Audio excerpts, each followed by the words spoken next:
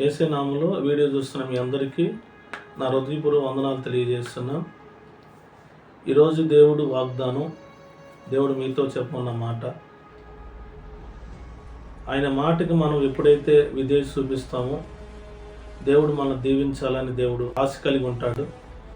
Bible గ్రంథంలో పాత నిబంధనలో ఒక భక్తుడి గురించి వాక్యంలో మాట్లాడుకుందాం. మొట్టమొదటిగా మనం చూస్తే ఆదికాండము 12వ అధ్యాయము 1-2 వచనాలు చూస్తే అబ్రాహాం దేవుడు పిలిచినప్పుడు నేను చూపించే దేశానికి నువ్వు వెళ్ళమని చెప్పినప్పుడు అబ్రాహాం గారు మరుమాట మాట్లాడకుండా దేవుడి మాట తీసుకుని తన భార్యతోనూ కొంతమంది పరివారం తీసుకుని బయలుదేరినప్పుడు అక్కడ ఎక్కడికి వెళ్ళాలో కూడా తెలియదు. కానీ దేవుడి మాట చొప్పున వెళ్ళినందుకు అబ్రాహాం అన్ని విషయాల్లో దీవించబడ్డాడని లేఖనం తెలియజేస్తుంది. ఆదికాండం 24వ అధ్యాయము 1వ వచనంలో మాట రాయబడి ఉంది. అబ్రాహాం భూసముద్రం ఆశీర్వాదం పొందుకున్నాడు, పరసముద్రం ఆశీర్వాదాలు కూడా అబ్రాహాం గారు పొందుకున్నారు. మనం ఎప్పుడైతే దేవుడి మాటకి విధేయత చూపించి మనం మన జీవితాన్ని ఆయనకు అప్పచెప్పుకుంటామో అప్పుడు అన్ని విషయాల్లో దేవుడు మనకి దీవించాలని ఆశపడుతున్నాడు.